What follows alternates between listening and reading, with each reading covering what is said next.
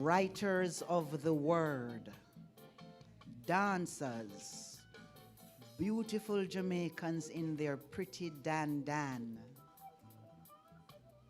friends and family, distinguished ladies and gentlemen all. May I call you to order? I'd like you to know that this event is being live streamed, so you can put on your best smiles and your best Jamaican behavior. Straighten up your collar. And we are going to honor that element of us which sometimes we leave behind, and it is our grounding in a spirituality that's larger than ourselves and that calls us always to center ourselves in that larger thing.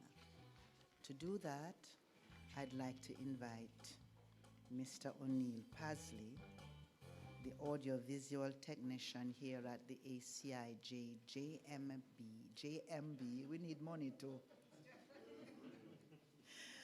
do the spiritual centering. O'Neill?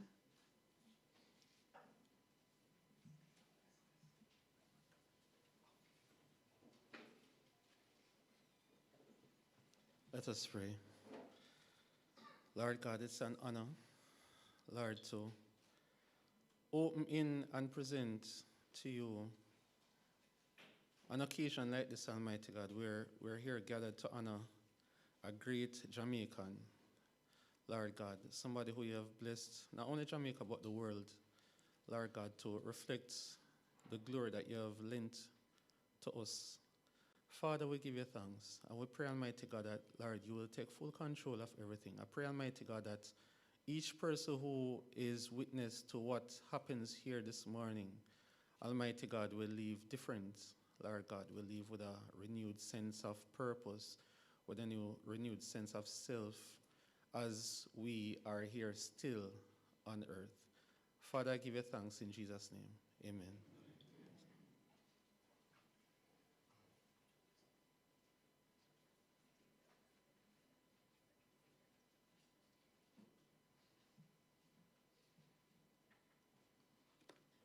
My name is Amina Blackwood Meeks.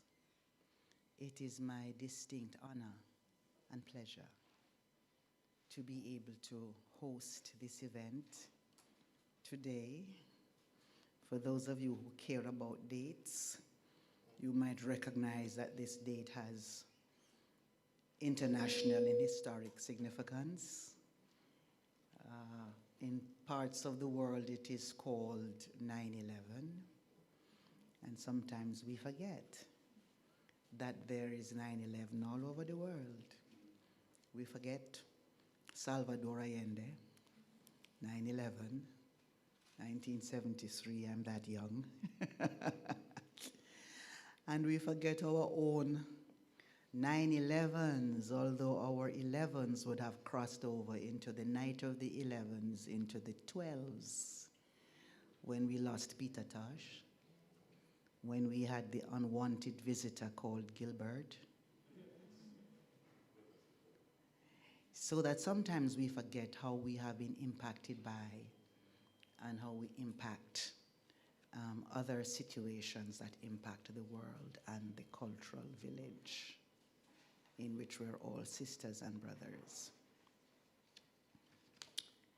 I had the pleasure of having a wonderful relationship with Miss Olive Lewin. Sometimes we want to feel like it's we won, don't it? She tell everybody what she tell everybody. But sometimes we want to believe that she tell we won. Miss Olive told me once that she was working in St. Mary and she met a man who was an artist, a painter. Actually, she says a Rasta man, but I always wonder why is Rasta man we always meet who doing this thing. And this man had what looked to her like hundreds of canvases that he might have done over a lifetime. And clearly none was being sold. Got them round the yard. But he also had children who were going to school. And it was clear to her that the mother of the children, his wife, was the person who was finding the money to send them to school and keep the house running, and so that he could continue to paint. So she take it upon herself to dip her mouth into the people them business. And she gently walked him through the fact that it looked like the painting's not selling. And it looked like it's the mother alone doing all of the maintenance. And so perhaps he should consider some other vocation that would bring in money. Well, she said, the man began to ask her a whole heap of yes and no questions. And he began by saying, Miss Olive, I think God is a good man. You think so too? Miss Olive, I think that every time God make two pair of hands, him already decide what the two pair of hands must do. You think so too? Miss Olive, I think God sent me to paint. You think so too? Miss Olive, don't him send you to collect folk songs. And so I want to look at today's occasion as an occasion when we're celebrating someone who was absolutely certain of what her two hands were ordained to do, and who did it to the honor and glory, and who did it so that we would come together to celebrate and remember her as much as we celebrate and honor what a two pair of hands we have, or is one pair?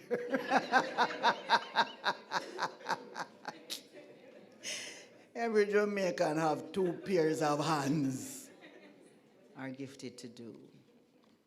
There is someone who is to do the official welcome. His name is Mr. Oliver Fagan.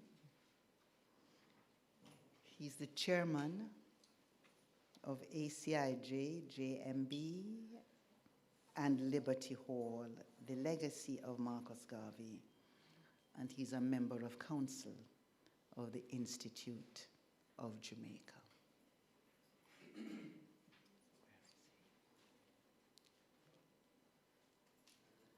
There are other people who are going to be speaking at this opening section of the event before we come to the main presentation. We're expecting to be greeted by Mrs. Jacqueline Boucher, who just walked in. She is the program's director of the Junior Center of the Institute of Jamaica. Very fitting, given Miss Olive's own concern with passing on the culture and the folk songs in particular to young people.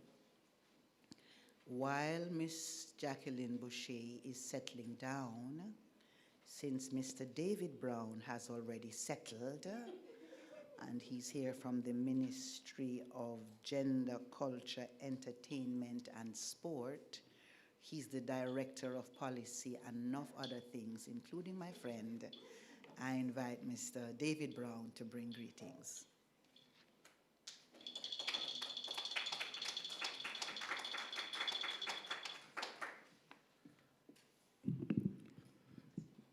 I mean, I think he's a little taller than me, so I have to bring it down. Good morning, everyone. Because of a confluence of incidents today, being the day when there is the memorialization of the Kendall crash, which couldn't have taken place last week because of another event, I've been asked to represent both the Minister and the Permanent Secretary, Mr. Dean Roy Bernard, So, Miss Olive, as what Shakespeare would say, I'm a little more than kin, but a little less than kind. But I'm being asked to do that task this morning. There are some persons in the audience that I remember and I recall from my days here at the ACIJ. I remember fondly Professor Maureen Warner-Lewis, who for many years was on our board at the ACIJ, and who really, I would like to think I learned some things from her as a researcher. It's no fault of her own, the era I went into. I see Christine from the Folk Singers, who was at university with Miss Nevers now, Christine MacDonald, and I remember her late mother, who was a very strong and gifted singer, and a member of the Jamaican Folk Singers as well. Mrs. McCloon, who's always hiding from the public eye. Hazel Ramsey McCloon is not just a member of the Folk Singers, but is also a gifted interviewer as well, and a former member of staff, of the research staff of the African Caribbean Institute. As a matter of fact, I think she was our closest contact to Miss Olive in her time, because she really taught her when she went out in the fields doing interviews over those many decades. So I want to especially recognize her. I see Philip Supersad, our drummer. Philip Supersad is not just a ceramicist, but he's also a master drummer and a Silver Musgrave awardee. Philip. All these persons have continued the work that has been documented by Dr. Olive, and that's why I want to especially recognize him. I see, of course, our SG, Mr. Everton Hannum from the National Commission for UNESCO. Greetings, SG. Chief Robert Pearman from the Taino community, Jamaica's resident cacique. And of course, representing the IOJ, Mrs. Boucher, representing Ms. Screen Nelson, the executive director. And our own director here at the ACIJ, who I must commend for his energy, because the ACIJ, for a long time, needed to be doing the things that it is doing now, including this very important activity, such as the Olive Lewin Memorial Lecture Series. And I want to thank him in a very special way for, as Mr. Crawford would say, his bravery and fidelity. Ladies and gentlemen, our MC referenced that today was a day when we,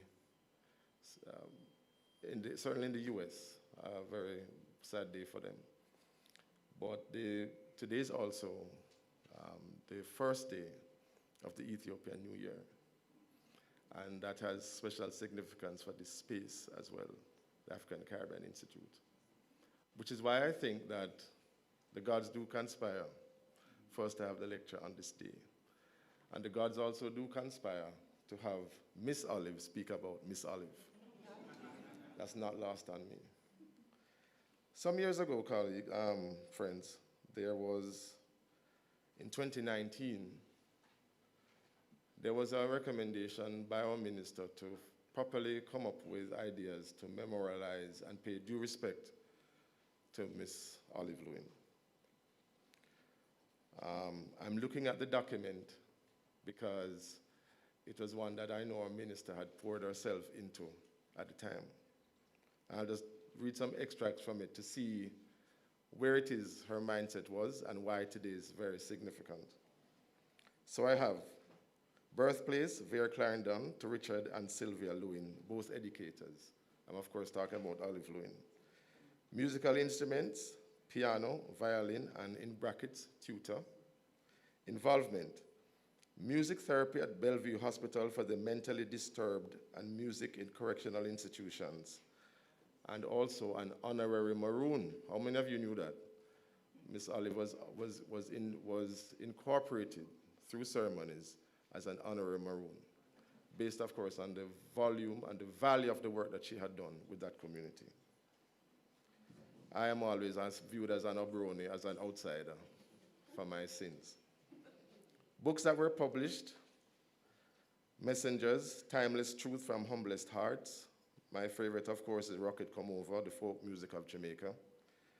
Come Let Me Hold Your Hand, the impact of tourism on traditional music collection of papers presented, Dandy Shandy, Beanie Bud, Ali Ali Ali, 40 folk songs of Jamaica, and some Jamaican folk songs. So, for all of us who know of the work that she did, maybe we need to become more familiar with some of her publications, many of which are housed here, and many of her interviews are right in the room beside you, which form part of the National Folk Collection. Right? So anytime you want to hear her voice, anytime you want to see her doing her interviews, and how importantly interviews should be done, and let me say that. Let me just pause right there. When we're doing interviews here at the ACIJ, we always noticed every time we went into the field, we got two responses. One before the interview commenced and one after. And you see it every day on TV, Jay. Want to see somebody get the mic? They speakify. Miss Olive's great gift was to get people to be so comfortable and related to them in such a way that they felt that she was family, she was part of them, and they would give you honestly their stories.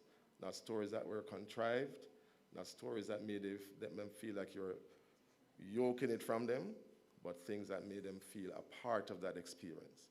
That's a great gift. And we tried many, many times. I tried unsuccessfully. I know Julian tried as well unsuccessfully in C4 Town to make people feel so comfortable with us to give us information, their lives, their spoken histories, their spoken experiences. That was a great gift.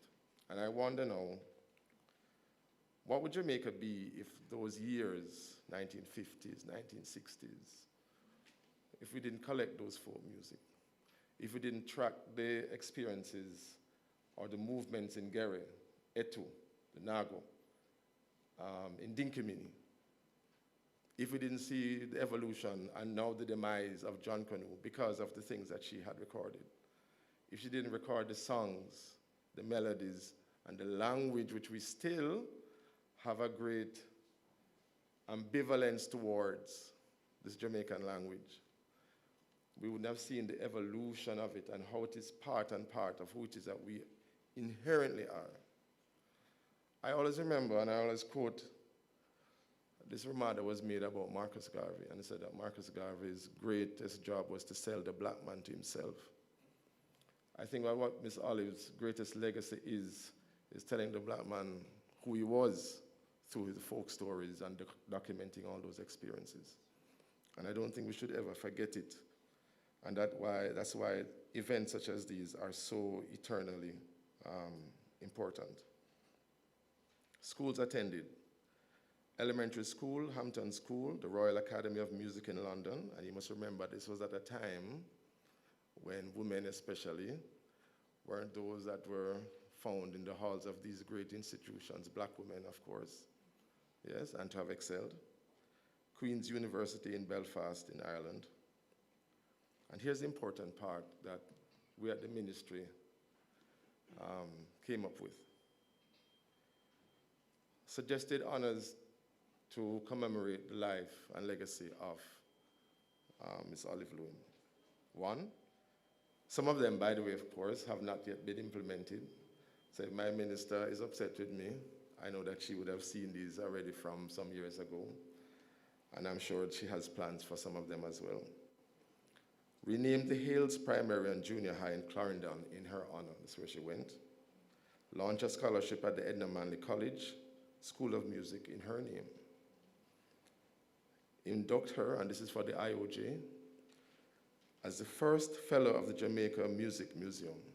That's a signal honor because the Jamaica Music Museum still has not instilled yet, at this stage, one fellow of the Institute of the Jamaica Music Museum. And that would be a signal honor. I pause to recognize our chairman, Mr. Oliver Fagan. Please, Oliver. To declare April 10 as Olive Lewin Day, in brackets, not a public holiday. Upgrade and rename the African Caribbean Institute of Jamaica, Jamaica Memory Bank Oral History Collection. Merge it with the folk collection of the National Library of Jamaica and the Edna Manley College to create the Olive Lewin Heritage Collection. After this, the hope is that, and the plan is that, the ministry will, through its technical team, move to inscribe that sacred collection into the Memory of the World Register. 6, launch a grant through Jamaica Creative, an agency of the Ministry of Culture, bearing her name, which recognizes the best creative work that highlights Jamaica's traditional cultural elements. For example, films on Etu, Nago, etc. in Jamaica. These are among the things that the minister has formulated to honor the legacy and work of Olive Lewin. And I'm sure that at an appropriate time, the announcement will be made of either or a combination of. But it gives me great honor to actually be part of this service and ceremony that recognizes her work. And I want to thank the ACIJ for extending me to represent the minister and the PS at this very important ceremony. And to thank you very much as well, Ms. Olive, for paying this tribute to Ms. Olive, Dr. Olive Lewin. Thank you very much.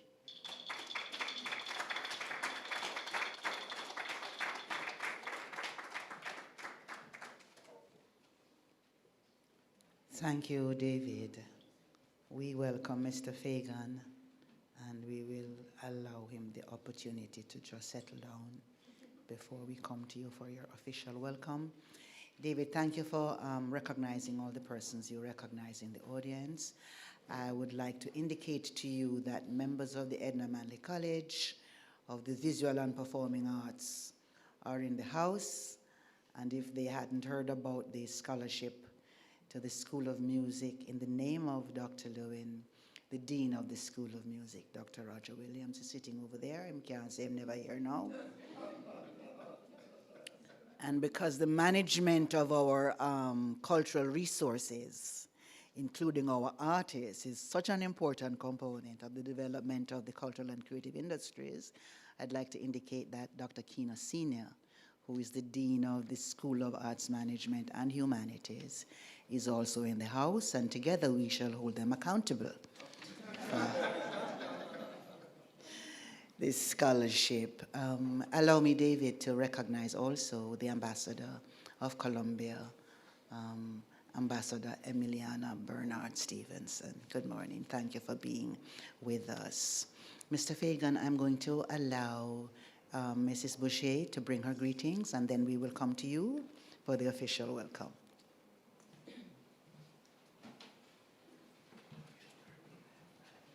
Good morning, everyone. And my apologies, I came in a little bit late. Yes, toops late. All right, I am representing Mrs. Michelle Creed Nelson, the Executive Director of the Institute of Jamaica.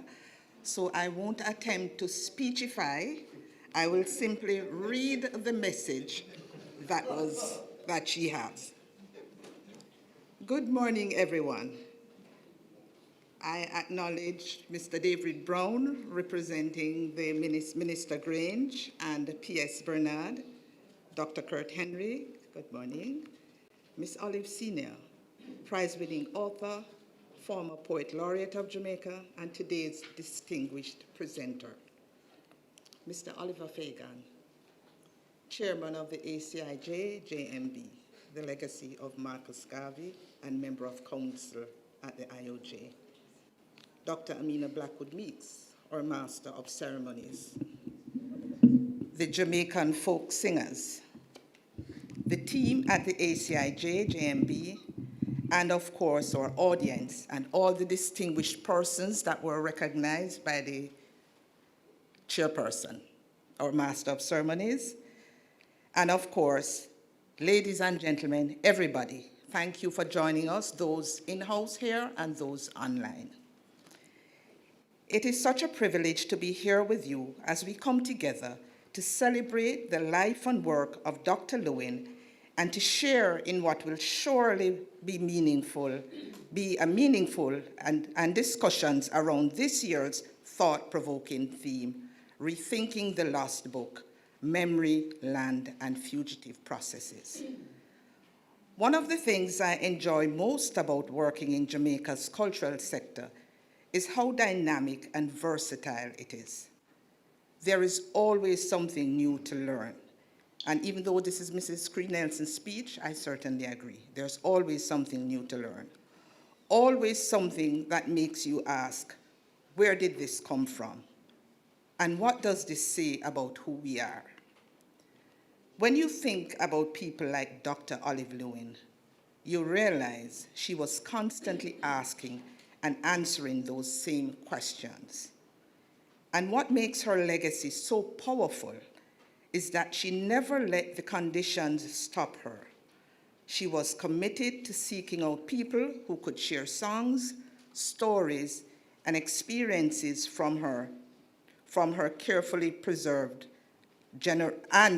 carefully preserving for generations to come. Dr. Lewin collected personal histories from people across Jamaica, and in many ways, she created the model for the kind of documentation that the Jamaica Memory Bank continues today. She was a researcher at her core, but she was also so much more: a musicologist, a folklorist, and the founder of the Jamaican Folk Singers. And again, we see how her research fed into her work, because those very songs she collected in the field are the ones still being performed and passed down. From maroon communities to Kumina, from Etu to the everyday voices of Jamaicans, Dr. Lewin understood that culture lives in people, and she made it her mission to preserve it. There is an old African proverb that says, when an old person dies, a library burns to the ground. This ties directly to this year's theme, Rethinking the Lost Book, Memory, Land, and Fugitive Processes. It reminds us that so much of our cultural knowledge rests with our elders, and when they pass, that knowledge can so easily disappear.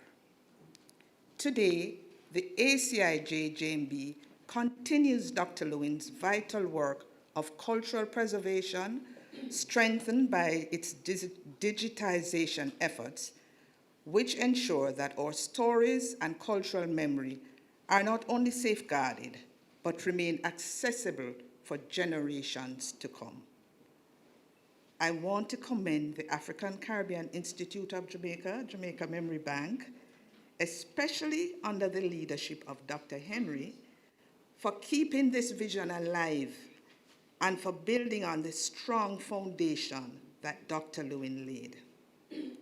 As we reflect on her work, let us also be reminded of the responsibility we all share to honor memory, safeguard culture, and ensure that the voices of our people are never lost. Thank you, and I wish for all a truly enriching lecture. Thank you.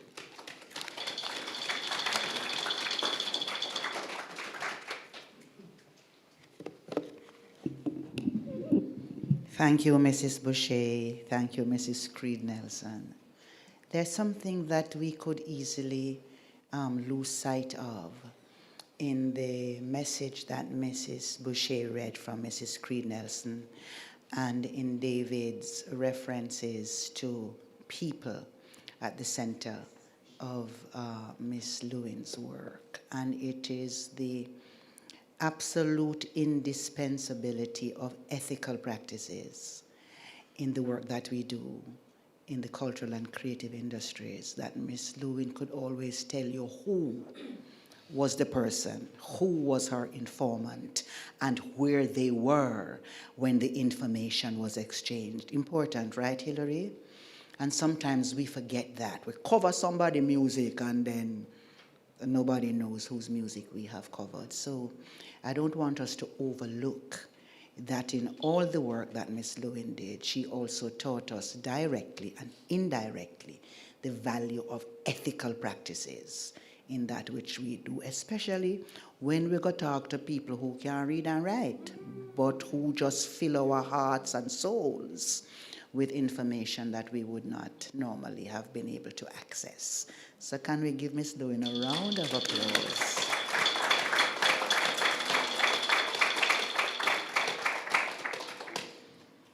Our chairman, Mr. Oliver Fagan, chairman of the ACIJ, JMB, and Liberty Hall, the legacy of Marcus Garvey, member of council of the Institute of Jamaica, has been given ample opportunity to collect himself. We welcome you, and we now invite you to do the official welcome to this event.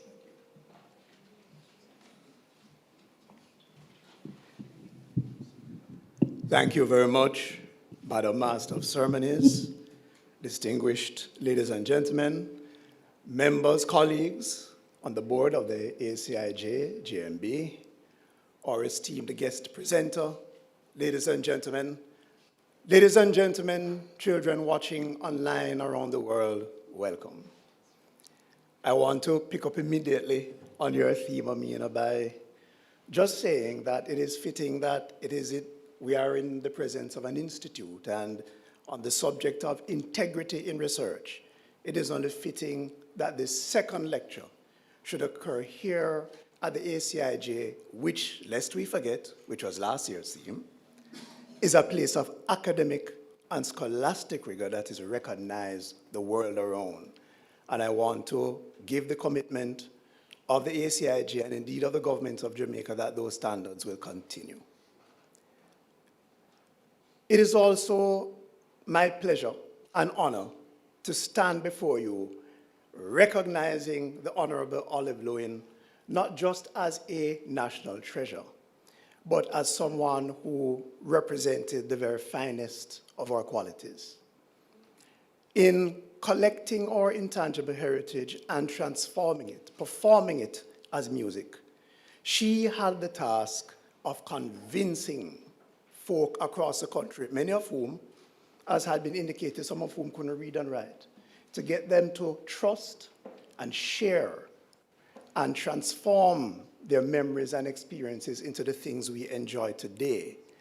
And so I want to especially recognize the Jamaica folk singers for continuing that important work so many years after the passing of Olive Lewin.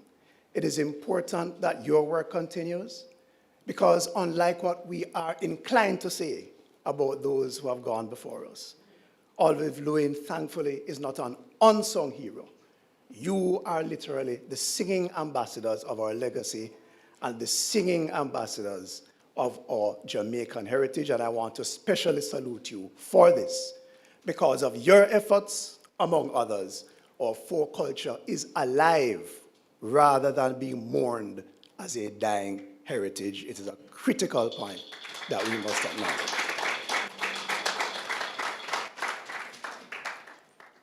The Honorable Olive Lewin's work also reflected the resilience of the Jamaican people.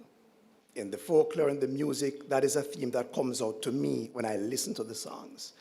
And I suppose, I don't know if you intended it, Dr. Henry, but maybe it is fitting that our meeting today is a day before the commemoration of an anniversary that many of us don't want to remember, Wild Gilbert. But it is fitting because out of that devastating experience came the resilience and the charity and the hope and the dreams of the Jamaican people as we rebuilt. I was still young at that time, but I remember. And Olive Lewin's work reflects that kind of resilience that we are known for in every aspect of our lives. And so in reflecting on my own comments today, it struck me that the timing of this second lecture is important for that reason also. And so I am proud and happy as chairman to say that we will continue to work hard to preserve and expand the legacy of Olive Lewin. And you can be assured that as we meet year after year, we will have more to learn and more to celebrate, which ultimately is our greatest legacy, the legacy of curiosity, because we come here to learn more about her life and her work. So I thank you, and I look forward to today's lecture.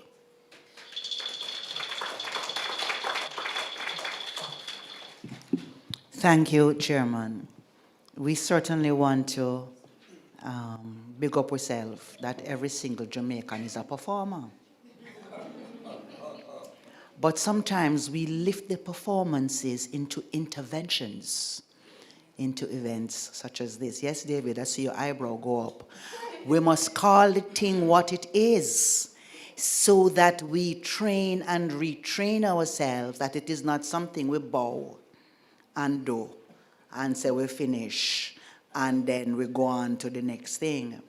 And so I deliberately want to call what the Jamaican folk singers are about to do an intervention into today's honoring of Dr. Olive Lewin.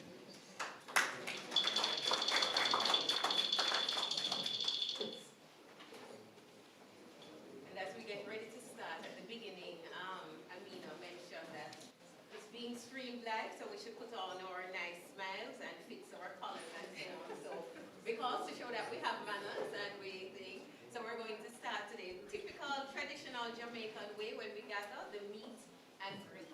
So, yeah, just that.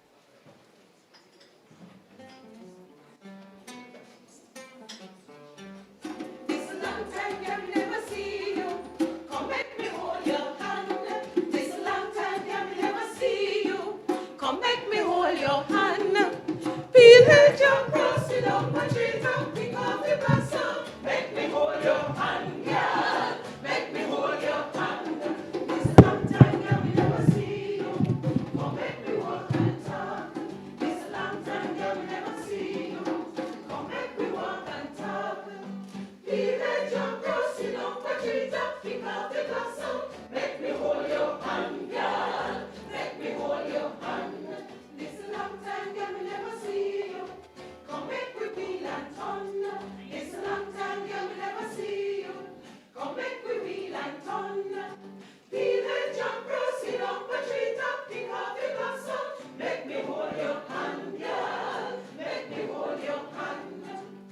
Make me wheel and turn till we tumble down. Make me hold your hand, girl. Make me wheel and turn till we tumble down. Make me hold your hand, girl.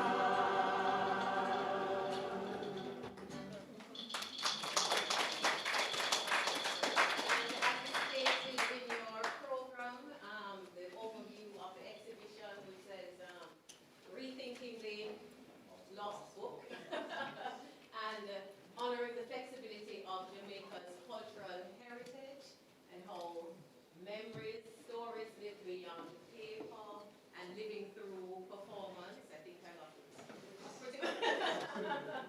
Living through performance. So we have two stories that we're going to tell you right now.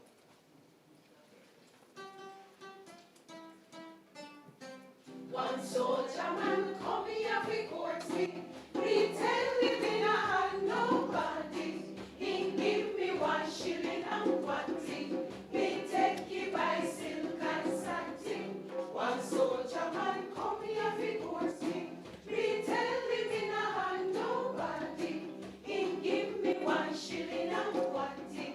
Me take he buy silk and satin. No tear Jeremiah, no tear Jeremiah, no tear Jeremiah, no tear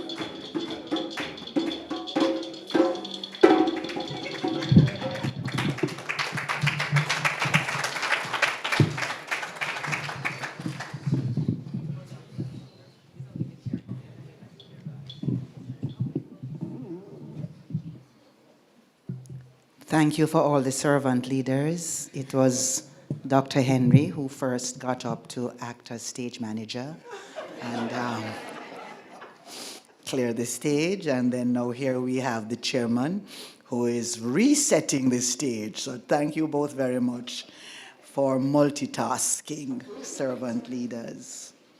Thank you also to the Jamaican folk singers for reminding us of how much we might have forgotten and how much we need to learn and Everybody know Pingwing Maka? You ever see a Pingwing Maka? Not a head doing so. So you better get a Pingwing Maka and put it as part of an exhibition here at ACIJ. And then I'm sitting there wondering, what is an unconscionable jankro? A jankro is one thing, you know, but an unconscionable one must be a special kind. Lilith, you know there are different kinds of jankro, right? You ever see a person, the dirty one, right? I was thinking about the parson jankro. How many of us know the parson jankro? What does the parson jankro do? He eats first. Even in the land of the jankro, there is protocol. Him set the stage, and the other jankros dare not eat until him finish. Him get the best part. Who says we're not connected to everything and that everything is not everything? A round of applause and thank you again to the Jamaican folk singers. The publications officer at the ACIJ JMB, Miss Nasika Aliman, is now going to introduce the other Miss Olive.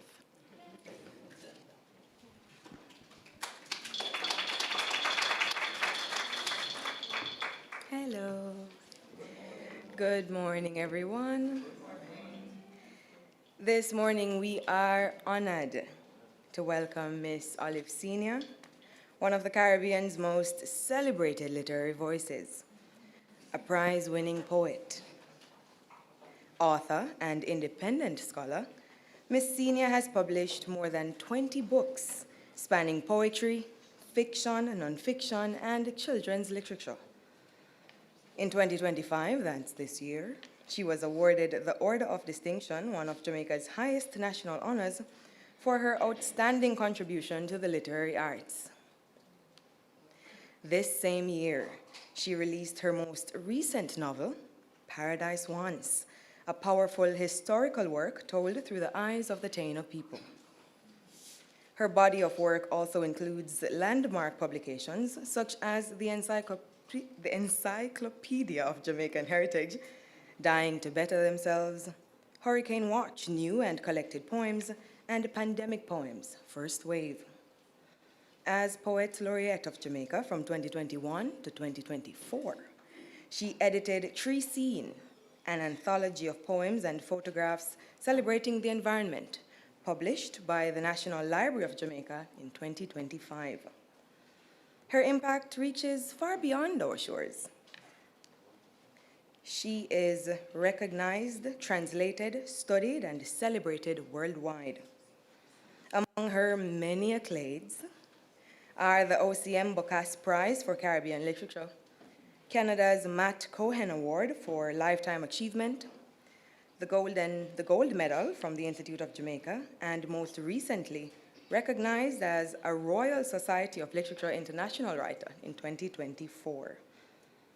Her work has not only shaped Caribbean literature, but has also been featured in significant compilations, such as the 100 Caribbean Books That Made Us in 2021. Through her extraordinary career, Olive Senior has shown how Jamaica and the wider Caribbean remain at the very heart of her creative vision. Ladies and gentlemen, please join me in welcoming Miss Olive Senior herself.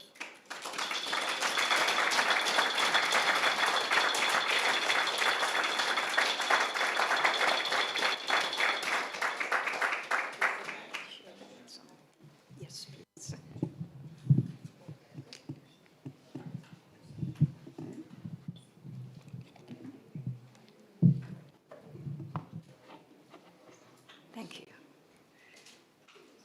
Good morning, everyone. I had to think. And greetings, everything taken care of. Good name and everybody. I always say poets don't have to do protocol. Anyway, it's such a pleasure to be here, and I want to thank Dr. Henry for inviting me and the staff of the ACIJ to this occasion. I will say it's very exciting to see what is happening at ACIJ these days. Olive Lewin would have been very proud. And so thank you for inviting me to deliver this lecture in honor of Olive Lewin. She inspired us in her lifetime and continues to do so through the institutions she left behind, among them the Jamaica Memory Bank, located here at the African Caribbean Institute of Jamaica, her vast collection of folk music, her transcriptions, recordings, books, and above all, the Jamaican folk singers to keep the songs and traditions alive. So thank you. The title of my talk, Rethinking the Lost Book, Memory, Land, and Fugitive Processes, is inspired by an African saying that Olive Lewin quoted more than once. When an old person dies, a book is lost. I plan to frame the discussion around two containers of knowledge, two books. One book is immediately recognizable, the printed book. For convenience, I will refer to this as the Book of Rules. I want to make it clear, though, that I'm not referring to any specific text, simply to the book as object. The second container of knowledge is not a physical object, but a deep well or container of the oral culture, the tales, songs, stories, sayings, gestures, foodways, lifeways that bubble up from the deep well of memory, the container of ancestral heritage and life experiences with continuous replenishment. I'm calling this the Book of Life. Since the arrival of Columbus and the elevation of the printed word, we have equated writing with worth. The attitude brought to the New World from the first encounter in 1492 and weaponized against the native peoples was that, and I quote Sylvia Wynter, culture and humanity resided in writing, close quote. An attitude taken by other Europeans to Africa and other parts of the world that they colonized. In the West Indies, as we now know, the plantation economy based on African enslavement and later Asian indenture suppressed all forms of native culture, including their expressions through music, dance, drumming, and religious practice.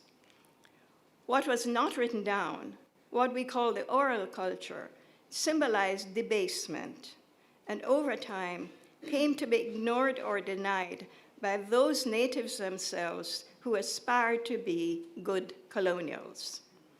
African-derived culture went fugitive or underground until researchers they trusted, like Olive Lewin or Rex Nettleford or Ivy Baxter or Louise Bennett, Laura Tanner, Maureen Warner-Lewis, or Barry Chevans, to name just a few, said, "Sing for me, dance for me, tell me a story." Some of this prejudice against the folk arts still persists. Olive Lewin herself has spoken of the critical comments she experienced on all sides when she, a highly accomplished, classically trained musician, set out to study the music of the folk.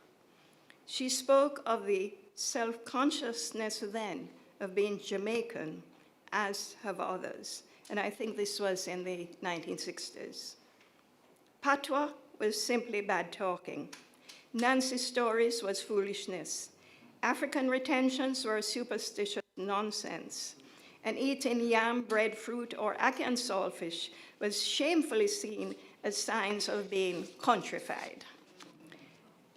We seem to have got over much of that self-consciousness as brand Jamaica gains validation from foreigners, and what was once reviled is now celebrated. But even today, we encounter pockets of contempt and resistance against the Jamaican language, the study of Jamaican history, and the elevation of what might be called roots culture. We have been brought up to believe the book, the written word, should be our only guide to appropriate conduct in religion, education, and our daily lives and liberty. Even today, some people find fault with anything of substance outside of book learning, believing that there can only be one book, one perspective, one history, and one truth. The default position continues to be the book of rules. Acquisition of formal education, literary skills, book learning. It carries with it a denigration of the folk and a deep distrust of what the folks represented. And today, I might add, we're reaping the folly of such decisions, as we can see from what is happening in our schools. The book of rules, the printed word, is fixed. It doesn't speak of certain things. The cries of the dispossessed are not heard. It upholds values and truth of one set of people who impose them. Text is linear. Memory is performative. Again, to quote Sylvia Winter, the alphabet preserves information longer, the drum spreads it more quickly and across physical space. The book of life contains the drum along with the spoken language. It is not only performative, but flexible. In the oral culture, we're given no promise of truth, even as it teaches us life lessons. So, Anansi's stories end with Jack Mandora, Men I Choose None, which we believe disavows responsibility for ownership of content. Each time a tale gets told, it is different. So we're used to unreliable narrators, contradictions in the storyline, animation in gesture, and audience response. Rules are not imposed from above. As in folk singing, the collective has a voice through call and response, and community values hold sway. The tales, songs, stories, sayings, foodways, gestures, these elements of our family and ancestral heritage are important because they're a validation of our place in the culture and indeed in the world. You don't have to explain or spell these things out. If you absorb them as they're passed on, and they live by right of inheritance in your soul and imagination. This knowledge, these memories, are contained in the body. As individuals, as families, we travel with this container from the rural yard to the urban, to foreign, and back again. Like most of my listeners here, I suspect, I have been shaped by both books. Though I loved reading and writing from my earliest years, I also listened and learned to respect the voices coming from the ground. So I crave your indulgence. To demonstrate my thesis that both books are equally relevant, I want to dip into the Book of Life, the repository of traditional culture, in order to provide you with some information about banking and investment. Let me introduce you to the Yam Bank. And let me clarify that I'm talking here about the African root crop, not the sweet potato that the Americans call yam. I spent part of my early childhood in yam-growing territory of deep rural Trelawney, where I took note of things that did not have meaning in childhood, but which gave me much food for thought later. In adulthood, I started to reflect on the multiple meaning of words, and specifically on the term Yam Bank, as it was called in that part of the island. And it's called a Yam Hill in other parishes. And this is simply the mound of earth that is heaped up around the growing yam root. To me, as an adult looking back, Yam Bank acquired much deeper signification, and I might add half facetiously, especially when I know the advertisements from financial institutions. So like Alice going down the rabbit hole, or maybe Nancy looking down, I couldn't stop following the trail, which led me to ways in which ideas of banking and investment also had salience in the Book of Life. As you should know, yam comes in many varieties, and not all yam has to be reaped as soon as it is ripe or fit. Some varieties can be left in the ground for later, safe inside the bank vault until needed. Growing up, it was clear to me that for the rural small farmer, providing food for the family was a measure of manhood. Father could always find something for the pot when the mother announced there was nothing to cook. He could take a piece of yam from what was saved in the ground, or forage a hand of bananas or a breadfruit from the tree. In times of hardship or hurricane, his rainy day banked investment could provide. And if there was no food in his plot that day, neighbors, family, or friends would step up. For next time, it would be his turn. The concept of hand wash hand, collectively sharing and building up resources for future need, find echoes in today's advertisements. Future investment was also inherent in people's thinking, that is, sacrificing present spending in order to put something aside for the children's education and progress as the only way to break the economic and other chains of the past. There was the idea of spiritual investment too, of not putting your eggs into one basket when it came to what church to attend or what religion to adhere to. Among the early converts to Christianity during emancipation and after, attendance at an established church conferred respectability and benefits, such as education for one's children. But often the same person would make sure to attend the Clap Hand Church, join Revival or POCO, and continue to perform their African-based religion in secret, not just as a form of spiritual expression or personal preference, but as insurance, just in case. Regular dues were also paid to the ones that were here before us, the ancestors, through rituals and memorials, because that ensured not just consolation to the living, but also yielded compound interest in the possible blessings to be gained. Even in the spirit world, dues had to be paid in the form of respect to the spirit of the dead or duppies, who could be helpful or malignant, and to the indigenous spirits, for example, in the so-called wild Indians in the masquerade tradition, showcasing their feathered headdresses and reenacting their struggles. Finally, I cannot leave the subject without reference to investment in the body. People's choice of investment in dress and body care continue to outrage. Comments by the elite about poor people spending money on dress and adornment instead of making more responsible choices are still heard, as if it represents a moral wrong.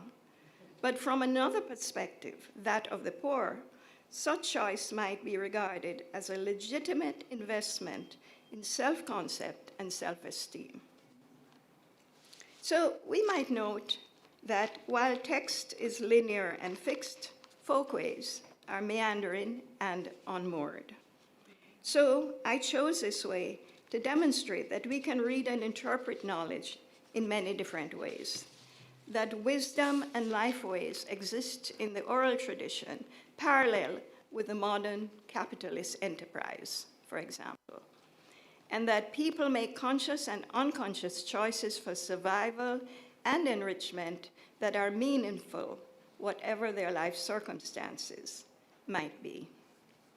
So let us turn for a moment then to Rethinking a Lost Book. When we talk today about Jamaican culture and Jamaican heritage, what are we really talking about? Is it simply nostalgia for the past? For the book that is lost when the old person dies? Surely, the tragedy is that the old person died before passing on the lore, the language, and traditions. And worse, that there are no younger ones to receive it. If that happens to be the case, even when we try to keep the tradition alive, we find that it has been cut off from the root, from the living connections that imbued it with the spirit of ancestry. Such is the case for most of our traditional practices, of which the masquerade tradition of John Canoe is the most salient. John Canoe began as a tradition rooted in African religious practices, but which along the way also included elements from the British Isles, Asia, and everywhere elsewhere as a Creole society developed. A masquerade tradition with certain set figures, music, and movement. John Canoe was once the most elaborate Christmas celebration in Jamaica, and it still is massive in some Caribbean countries, but it is hardly seen today. Once upon a time, the masked dancers appeared in almost every village and town. Today, we occasionally see a group on special occasions, such as festival or playing for tourists. Perhaps more than any of our cultural traditions, the history and development of John Canoe has been extensively examined in articles and books, but most notably, from my point of view, by Sylvia Jamaica. By Sylvia Winter in a Jamaica Journal article, John Canoe in Jamaica. As Winter and others have concluded, over time, we lost the significance of John Canoe as ritual in celebration of fertility of plants, animals, and people. To quote her, "We have preserved the movement, but have forgotten the religious symbolism, the roots." Winter harshly concluded, and I quote, "When the folk becomes consciously folk, its insoluble core disappears. It becomes folksy and parodies itself. The jester dances on, but the gods are gone." This, unfortunately, applies to many of our other traditions which arose as spiritual practices and ancestral rites, mostly African, but with other inputs from the other places that our ancestors have come from.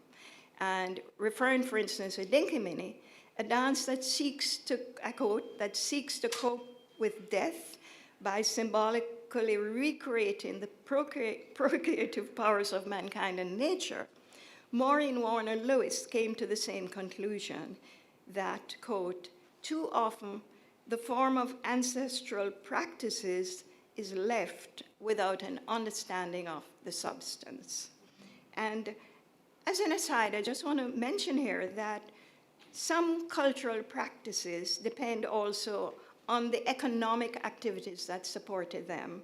An example being John Canoe, but also Jose, the Muslim observant brought by indentured Indians, and which ones flourished in the Sugar Belt, the parishes of Westmoreland and Clarendon especially. And I think I saw what might have been the last Jose maybe a decade ago.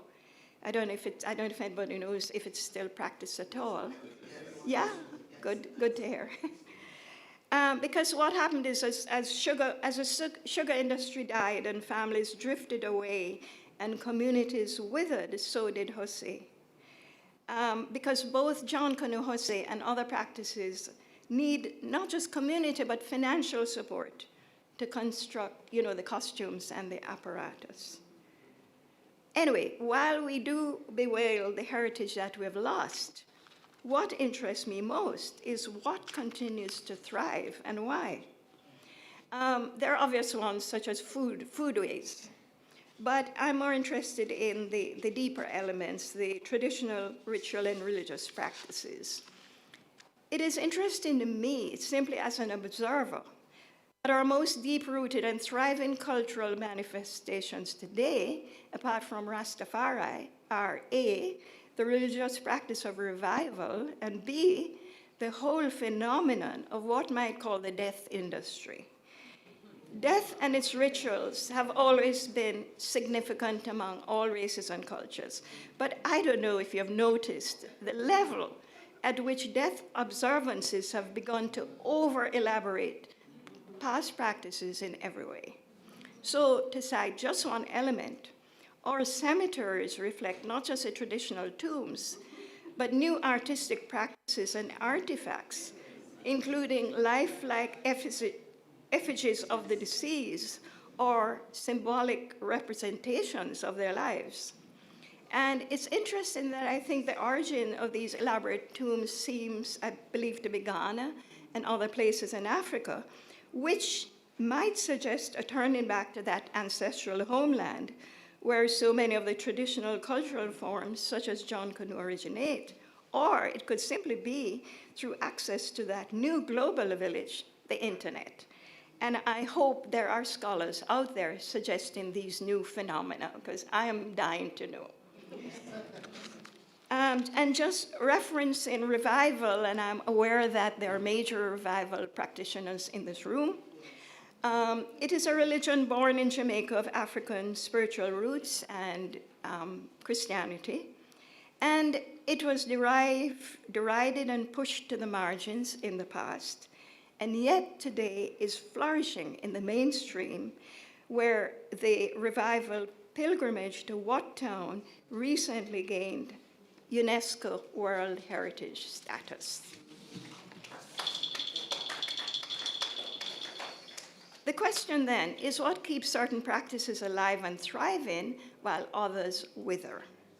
Is it that the living one, such as revival, is infused with the spirit of survival, which enabled it to transcend poverty and derision, attracting believers that are willing to put in the work necessary to build and sustain it? And I hope we can get some answers during today. So, in Rethinking the Lost Book, the Book of Memory, we note one thing, that everything that flourishes is rooted, is grounded, is centered on a physical space around which adherents can congregate, whether this is the urban yard of Rude Boy and Reggae, the Rasta camp, or the ground altar of a revival, or the many UNIA centers established by Marcus Garvey back in the day as he began his message of Black liberation. Centers that continued to flourish over time, attract believers, and bear his message, until Garvey the outcast has finally gained the recognition and status he deserves. In looking at land, memory, and fugitive processes, it is clear that we need physical spaces for both recreation and recreation. Memory needs a home. Memory and land go together. Songs and stories are born on a site, including the Great House. They tell tales of people and places that are known. Oral memory embodies ancestral knowledge and community wisdom. To thrive, generational memory or traditions have to be rooted. If people are displaced, have no real homes, live in squatter settlements, become nomads and refugees, memory, like themselves, become insecure and fleeting. It should not be surprising then that questions surrounding land and housing might be considered one of the greatest contentious issues of our time.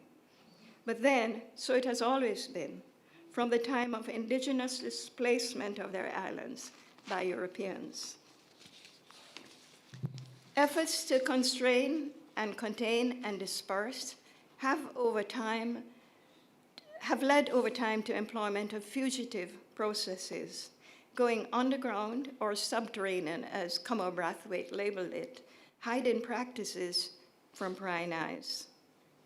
And yet, from such fugitive processes, a powerful counterculture always emerges, or as Deborah Thomas puts it, to quote, "What is excluded always potentially undoes the dominant formation," end of quote. And we've seen this in so many ways, with the Maroons and Marinage during the plantation era in Obia, which can never be killed off, in religious practices that refuse to die, and cultural and political phenomena like Garveyism and, of course, Rastafari. And we see it in today's dancehall culture and popular music.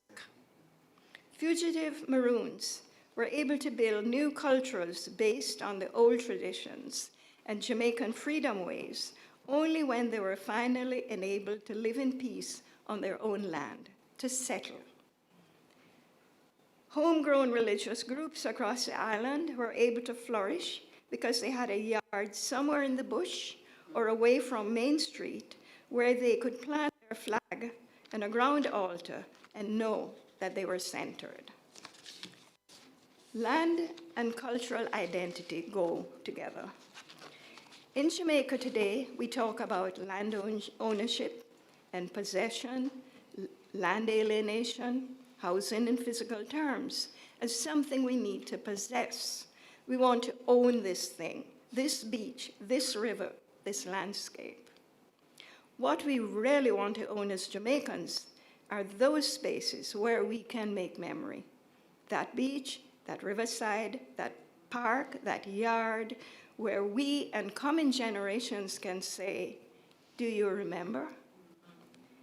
We cannot talk about housing and housing solutions as physical spaces only without realizing the symbolic value of rootedness, of providing a place where a family, community, the collective can put down roots and thrive. A space where in every household there can be a shelf on which one can place for study and exploration the two books that should shape us all, the Book of Rules and the Book of Life. A space where we can sit on our veranda and someone like Olive Lewin can come by and say, sing for me. And our children can feel comfortable and safe enough outdoors to say on moonlight nights, tell me a story. Thank you.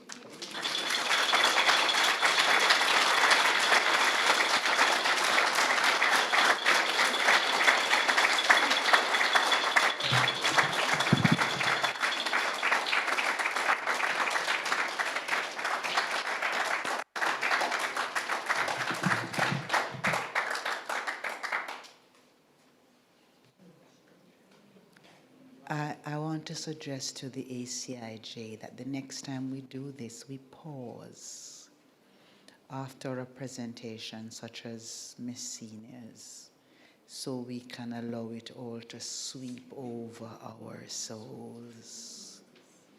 So I am going to pause for a minute or so that we can refresh the blessings of that presentation and recall the gems that were dropped during the course of it.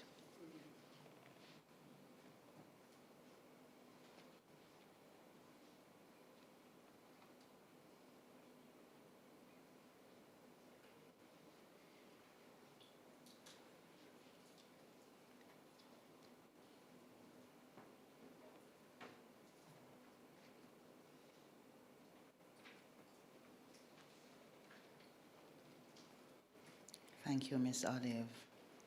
I know other thanks will come later on. The ACIJ JMB, I'm smiling at the recognition of our African brothers and sisters who are in the house. Thank you for being with us. The ACIJ JMB has perfected, I think, a way of engaging the audience, and I've said this to them after presentations such as this, and Mrs. Georgette McGlashan Miller has grown into her own expert at eliciting responses and participation from the audience. So we've reached that part of the program where if you if you really can't say anything after this,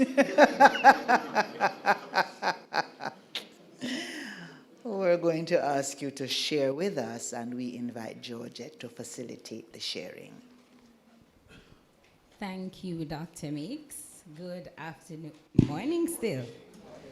I am the Georgette expert that Dr. Meeks speak of. It is not true. Round of applause again for Miss Olive Lewin, wonderful senior. Lewin, what's the difference? Right, Olive senior. I often get confused when the names are close. I have a daughter by the name of Zion and a niece by the name of Zonia, and when they're in the same place, I don't know who is who. Right. So here's what we're going to do. For those who have questions to ask, we're going to keep it short. We're going to take about 3 to 4, Dr. Henry, questions, comments, and you'll raise your hand and you'll make it clear and short. So that means we don't want another lecture, right? And Miss Senior will respond, or if someone else sees it fit to add to, or I don't want to say disagree, but say it differently, you can raise your hand as well and I'll come to you. So we are going to begin now, and don't all go at once. Great, here's someone in the back. So this is where you get to move around and turn and look at the person, and you're going to stand, and if I need to translate, I'll translate. Go ahead. Say your name. Good day, I'm Karen Ming. I'm Jamaican. I was away for 26 years, living in Bermuda. And I've come back, I've been back and forth during that time, but I've come back now to live with my family. My husband, Jay, he's Bermudian. And I'm back, and I'm concerned about the demise of the Junkanoo culture. Bermuda has something very similar, and I am passionate about reintroducing Junkanoo to Jamaica. So I just want to put it out there that I'm available for discussion with anybody that wants to talk about it, want to put it in action. We have pictures, we have the outfit, the costumes, everything. And my son actually dances the gumbies. It's awesome. Thank you very much. That's great. We'll talk afterwards. Just last week, Chelsea Stevens, another research officer, and I were in Steertown. That's it, Chelsea? And we went to interview another Junkanoo group, and they have a lot of young people. When I say young people, I mean people below 20, teenagers. And they act as they play any of the characters in the set. And it was a very good interview. Oh, I need to be in the center. All right, I have another question. Your cameraman have to be busy. Thank you. Miss Olive, thank you so much. I just want to ask you a quick little question. What do you think is the role now of grandma in the home in terms of keeping the memory alive? Grandma. Yeah, in keeping the memory. Oh, the grandmother? Sorry, I thought you said grammar. The grandparents. That didn't work. Yeah. Well, I don't know that the role of the grandmother has changed or should change over time. Why do you ask the question? I find it a strange question. I think, Miss Olive, that I'm not sure if the children are sitting at the feet of Granny still. Oh, I see what you mean, yes. Well, I can't say what the role should be in that case, because everything is changing, culture is changing, and I didn't have time to talk about the future and the youth and so on, but that has to be part of the conversation. How do we engage young people now growing up in a world that's so different from us and from Granny? You know what I mean? Even the technology, sorry. So, it's a very valid question that maybe we need to ponder, but I'm not sure what the answer is. Anyone else that might want to comment on that question also want to consider that our grandmas have gotten younger. I am a grandma. Thank you, my dear. My name is Judith Wedderburn. I'm so happy I'm here. That is exactly what I was going to say. We have some very, very young grandmothers. So wherever we can, we have to help them know what it is we want them to teach in the house when they're there with the grandchildren. It's really important. Thank you. Not that I'm a literal grandma, it's just my age. I'd like to suggest this and put it in the mix, that we seem to have a static and fixed notion of where the grandma is. And in the way that it takes a whole village to raise the child, I think those of us who are grandmothers by age become grandmothers to all the young people that we meet.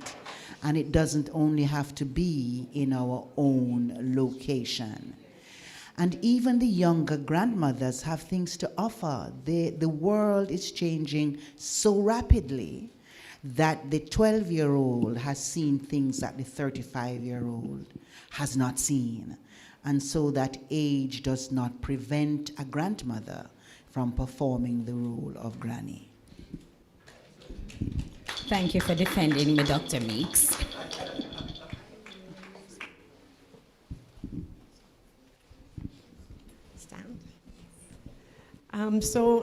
Thank you so much. My name is Arlene. I live in the West, and I work with cultural groups. And I just wanted to ask, it was a very, very interesting presentation about the book and then memory. One of the things that I've been noticing is DNA. So one of is our intangible memory, if you like, or the things that we carry with us that we can't seem to say, why that person do that, and where that come from. And I think that we need to also begin to, I don't know how we investigate, how we pass on looks, we pass on behavior, but there's something that's being passed on that's not associated to our socialization or to the book.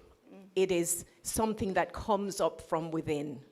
Our walk, our behavior. When you go to Ghana, you go to Africa, you see people and you say, but that look like so-and-so or that.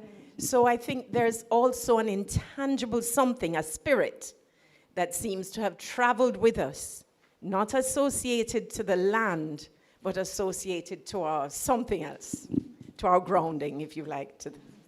But I think that's I don't know if that's a question. No, but it's included in the Book of Life, which I think includes everything that makes us who we are, including the intangibles. And I do appreciate what you're saying about the things we can't really explain. Yeah. Okay, we have someone at the back.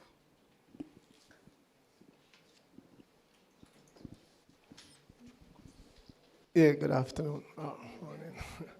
I want to say it was a very good lecture. I just heard about it this morning and stopped everything and come. But what I want to say, first I want to say it was very educational, but I have something I want to raise. In the sense of the John Canoe, I think there's a profound difference between John Canoe and Burro. And what we have done and what we have been doing is we go, John Canoe been getting the celebrations and stuff like that. But many participants of the Burro culture, even though they take part in John Canoe, they are not John Canoe activists. And one of this is how we have suppressed culture. And then for the survival of cultural activists, they have to merge. So Burro did not get the chance. Or the Burro, out of Burro come the Rastafari thing, the Burro out of the Rasta comes the reggae music. I happen to have known, I'm from Clarendon. I live in the community where Olive Lewin is from, Hayes. And when I came back from the States, I started having a different look at Olive Lewin because I had known Barry Shevans and a lot of other persons. And the point that I want to make here is that at some point we have to reach to critical analysis, because basic things that we thought was so, now that I'm in my 60s and older, I now feel that I cannot speak truth, what I think is my truth. So I think this thing about the borough, we have to look at it. I've tried to reach out to JDC when they were giving out the funding with the John Canoe, and they would even entertain JCDC, right? They would even entertain a discussion. I tried to get a group to perform, and I was told that JCDC owns them because they, in return, are the one who paid for it. So Brother George, who I think Ms. Lewin wrote about in her book, and Mexican and many other persons, I actually know them. Some of these people, especially with Brother George, he was the only Jamaican, I think, who was from St. Thomas, who knew the drumming in Kumina. He knew the drumming in Rastafari, he knew the drumming in Nyabingi, and he knew the Borough drumming. There were different drummings. Today, I don't know how many Jamaicans know the difference in that. We tried, one of the things I would want to come out of this discussion is that the PATH program, we need to identify these older persons who know the culture, know the history, and then try and assist them. I tried assisting Brother George from Lionel Town. No, it didn't get the assistance, but the Heritage Trust took the articles, and when the family came, they were so upset, they burnt everything. So they burnt everything. So I am saying no. I don't know if we can rise up Borough again, or how many people understand it. But we do celebrate John Canoe. Maybe it's better. But it's not a lecture, so I just want to say thanks and... Thank you very much. Good morning, everyone. I have a very quick question. Well, it's a quick question, but it might be a longer answer. Oh, hi, I'll introduce myself. I'm O'Neill Lawrence. I work upstairs. So, so the real question is that, well, firstly, thank you so much for this very wonderful lecture. I found it very illuminating, but the question that I have is, I'm really concerned about the fact that a lot of younger Jamaicans have lost a lot of the roots of our heritage. And I'm wondering if anyone, this is not just a question for you, Ms. Senior, but for everyone here, if there are any suggestions of ways in which the foundational roots of things like Junkono, like Dinkimini, like a lot of the foodways, basically the aspects of the Book of Life that you're mentioning can be further disseminated, because my real concern is that a lot of the youth of Jamaica are losing contact with the foundational elements of our culture. So I'm kind of opening it up to everyone to see if there are ways that it can be more widespread outside of a lecture into our education system. Because I feel that the real tragedy will be, and the next generation will not be aware of what we're talking about right now. Thank you. Can I just say there is an attempt to establish an organization to set up a museum, Moja, Museum of Jamaican Heritage, to address the issues, because I think there's no point in now thinking simply of print and the book. We have to go beyond that to the technology that young people are using. And I really feel that what we need to do is ask the young people, what do you want to do? How do you, how can you create things that reflect that culture in ways that we can put it across to the young people? Because it's no point trying to do things the old ways, because that's no longer working. But I take the point, and it's something that concerns me. I was hoping that I could have digitized my Encyclopedia of Jamaican Heritage, because that would have meant that we could have kept it updated and interactive, but I got absolutely zero support. So, but I'm just saying I'm very conscious of the need for this type of thing to be done for, especially for the young, and to keep the heritage alive. Thank you very much. I know we have many more questions, but I only have room for one more, and I've identified the person. Maybe we can continue the conversation among each other. Okay, good morning. Hello, can you hear me? Okay, good morning. So I have just two questions. One is on cultural connection and heritage, while the second one is on collaboration and planning. So the first question, which is on cultural and connection heritage, is how can a joint festival highlight the African roots of the Jonkuru masquerade in a way that honor both African and Jamaican heritage? And my second question is, who should be involved in organizing a joint African-Jamaican festival?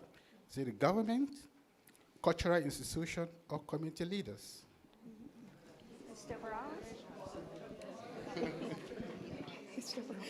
Kind of sneaky in that second question. That sounded like 5 questions.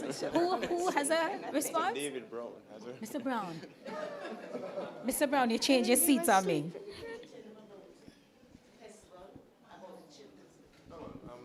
Sorry, I just wanted to say, before responding to your question, I want to say something about Borough that the gentleman raised. So if you want to get information on Borough, it's 10 steps from you, right there, 3 steps behind you in the library. I know this because there are 2 publications when I was here on Borough. And there was a lady who did her first degree dissertation on the Borough in Old Harbor, St. Catherine, a lady named Raquel Ingram, whose thing is right here. And it's a very detailed account of the Borough that takes place on Christmas Day, and probably that's the reason why many of us aren't aware of it, because you're not going to take up yourself and go to a Borough in Old Harbor Bay. But the beauty about the Borough in Old Harbor Bay is that it continues that masquerade tradition. And let me tell you about Borough so you understand the connection. So Borough is one of the things that they tell the story of somebody or the people in the community who probably have done things that they shouldn't have done in the year. And you practice throughout the year and you make up the songs and the melodies that go along with it. So you'd say, for example, so Kurt is a man who do something he shouldn't do last year. And they come to your house and they start playing the drums and singing the songs. If you come out and you cuss them give more of a story each time. Right? Until you say, all right, fine, you give them money, let them go on. It's the same kind of tradition, and it occurs at the time of the year when most of the masquerade traditions also occur in West Central Africa because it's a cleansing ceremony.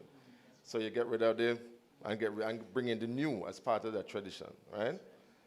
So I wanted to answer the question about the Borough. So you can always view the tapes. No, I'm just saying it's here. Fine. The question that you had asked again, you want to repeat the question about the government? Who's responsible? Many agencies are responsible, but I think on a realistic level, it would probably be some kind of discussion with the Ministry of Culture and its agencies and the Ministry of Foreign Affairs, as well as the African consulates and high commissions that are here in Jamaica, some kind of collaboration. There really is a need to rekindle that real connection in a real and formal way. And there are many bilateral agreements that exchange, for example, technical expertise in museology, in research, these kind of things. But I understand what you're saying, and it probably needs to be taken up at a different level to manifest in such a way that we can see the real and meaningful connection. This very institution, when it was founded in 1972, 73, by a cabinet submission, actually had in it its first activities up at, Philip, where's my lab house again? What's the correct location? 11 North Street. That's where the ACIJ used to be at one stage. And we had here Makonde carvers from Tanzania who'd come, gave workshops, tell you how to do it, showed you how to do the carvings, and they left some of the carvings which are still here in this building. That kind of work needs to continue. So I understand what you're saying, and I'm going to break now because I'm going to give a lecture. Thank you.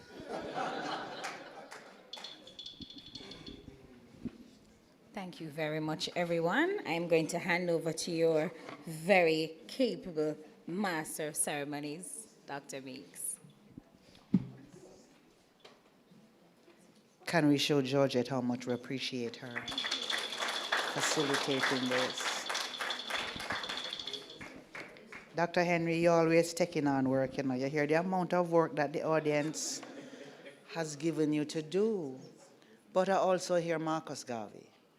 You know, Marcus Garvey asked a question once, who then is the black man's king?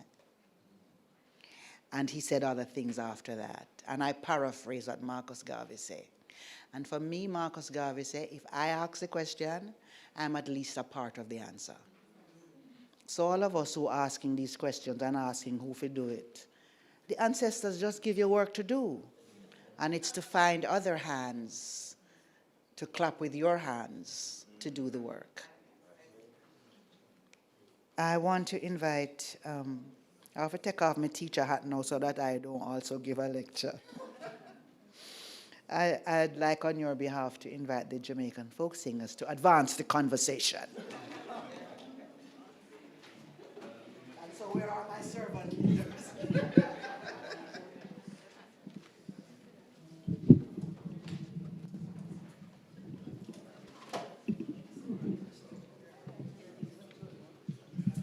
Amina.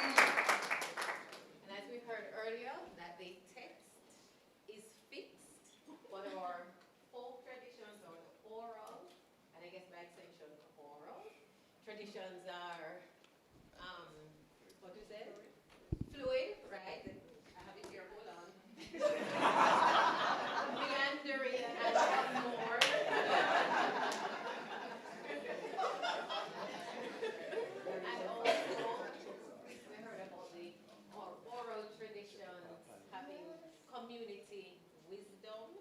So what I'm going to say as we go into the next song, if any of you secretly apply the wisdom you get from this next song, and whilst we're talking about horse racing, you can apply it to present day, whether it's the lotto or the cash pot. So if you so choose to apply the wisdom, just remember where you got.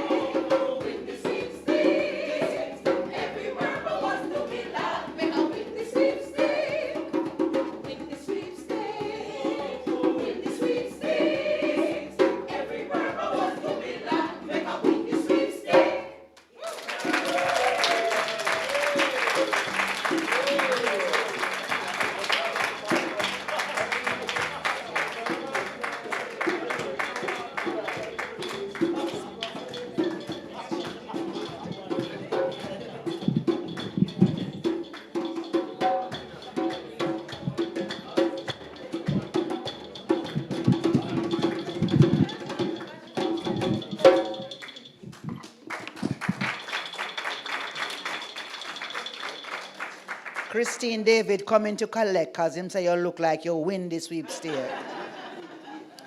And I hear some people saying, not in this weather. 41 days, it is not going to work. But thank you so very much for reminding us that we are here for mind we want a business, our business. This is our business. And the more this business grows, like the Yam Bank, then all of us would have won the sweepstake. Thank you to the Jamaican folk singers one more time.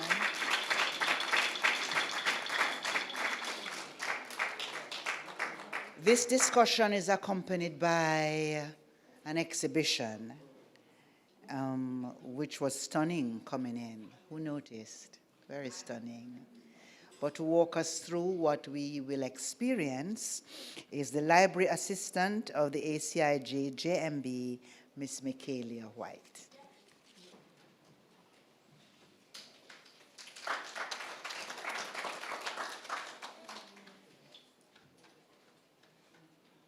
Greetings. Please permit me to observe the protocols that have already been established for this event.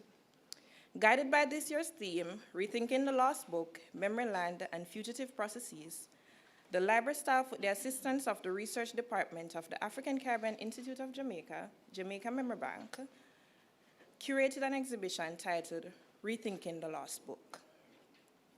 Drawing on the pioneering documentation of Dr. Olive Lewin, the exhibition explores Jamaica's religio-cultural traditions, Kumina, Revival, Rastafari, Maroons, and Tainos, as living archives of ancestral knowledge. These communities preserve lost books through rituals, sacred practices, oral history, and music, offering alternative ways of remembering beyond the written word. The exhibition highlights the central concepts of Lost Book, memory, land, and fugitive processes through artifacts, plant specimens, and art. Lost Book is expressed in oral traditions and ritual archives. Memory lives in song, story, and community performance. Land is honored through sacred plants and art that reflect the physical and the spiritual landscape. And fugitive processes are seen in practices of resistance, survival, and freedom-making, carried by marginalized communities. The exhibition also includes an interactive media station that allows visitors to experience snippets of Dr. Lewin's field recordings and a map of Jamaica that highlights places where she conducted documentation, as well as individuals who embody fugitive processes. Rethinking the Lost Book invites reflection on how cultural memory endures and continues to shape Jamaican identity. As you navigate the exhibition, we invite you to engage with the staff, share your thoughts, and do enjoy.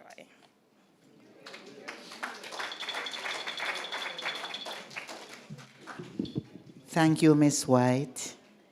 We centered ourselves in the Jamaican tradition of offering up prayers. We are going to end with the Jamaican tradition of Nyamangoe.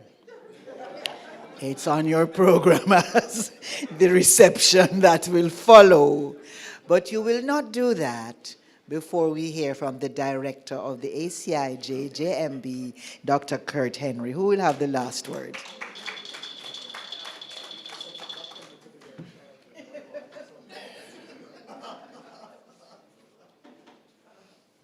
Ladies and gentlemen, good morning. Good morning. It's my absolute pleasure to extend thanks to you all for being here. We could not have done it without your support and your input. Now, I am known to go off script, and I was warned to read what I have here, but I'll try my best. We've come to the end of another wonderful and successful lecture, and I just want to say thank you all. Last year's lecture was also a remarkable event, and one of my visions coming in as director of ACIJ was as best as possible to see how we can revive a lot of the programs. And the life and legacy of Dr. Lewin was one such area that we have worked hard to revive, hence the birth of the Olive Lewin Distinguished Lecture. Now, the lecture itself was originally conceptualized to give a platform to academics, scholars, and researchers to talk about and present their works, but at the same time reflect on the legacy of Dr. Lewin. And I want to say thank you to Olive Senior, Miss Olive Senior, for doing a wonderful job with this year's lecture. Dr. Meeks earlier spoke about the spirit and the importance of the spirit in our folk culture and how important it is to listen to the spirit. And as a revivalist myself, I know how important it is to listen to the spirit. Now, last year, during the lecture, I looked at Miss Senior, and the Spirit said, invite Miss Senior for next year's lecture.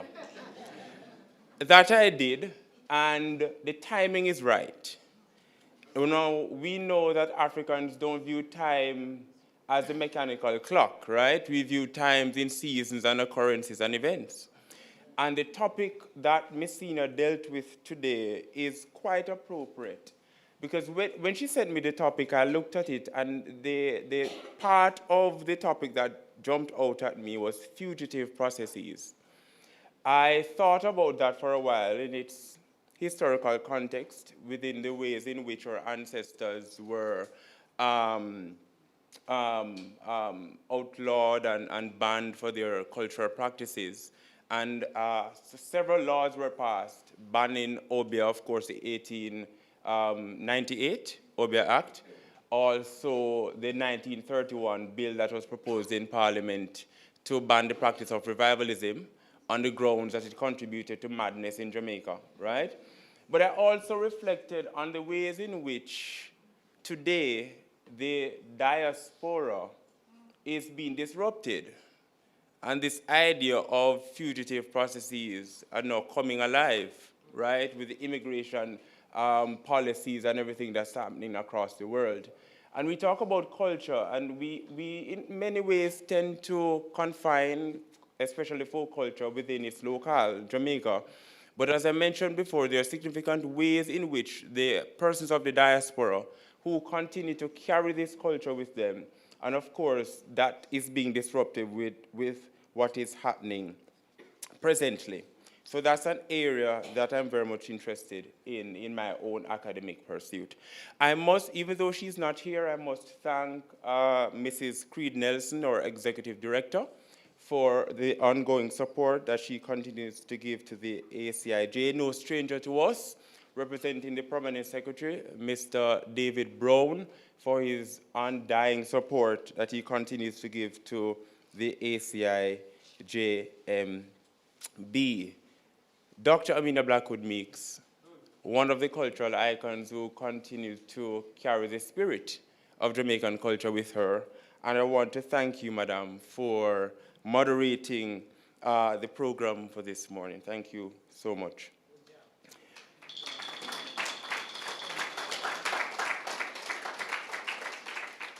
I'm seeing in the audience the Senior Director for the National Gallery of Jamaica, as well as Mr.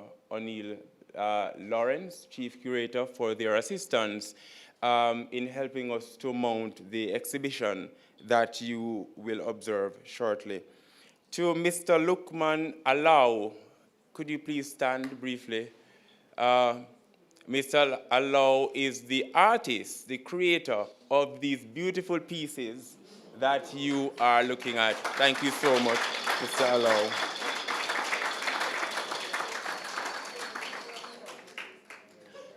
To the Jamaica Cultural Development Commission, thank you for your support. Media houses, our caterers, thank you all. Now, as a servant leader, I know that a leader is just as good as their team, right?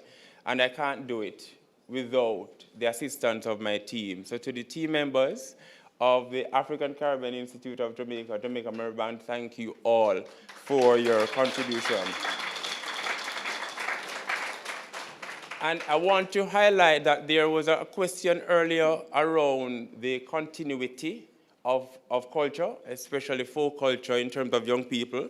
And I also want to highlight that 90% of the staff members at ACIJ, we are below 35, right? And we are a group,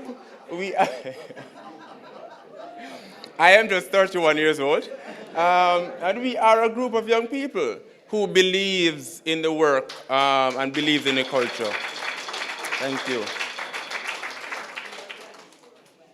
Now, I just want to end by saying thank you all.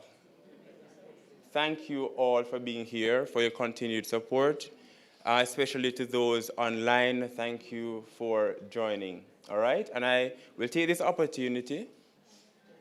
I'm saving the best for last. I'll take this opportunity just to encourage you to continue supporting our events. Now, let me invite the Jamaican folk singers to please stand. Briefly.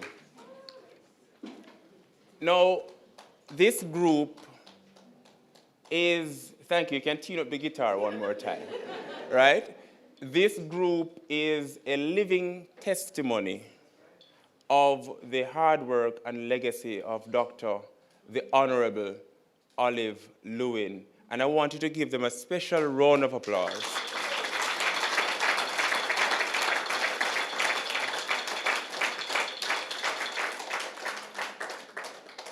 And let me say that being here, it takes much. And they have not asked us for anything. And it goes to show the dedication that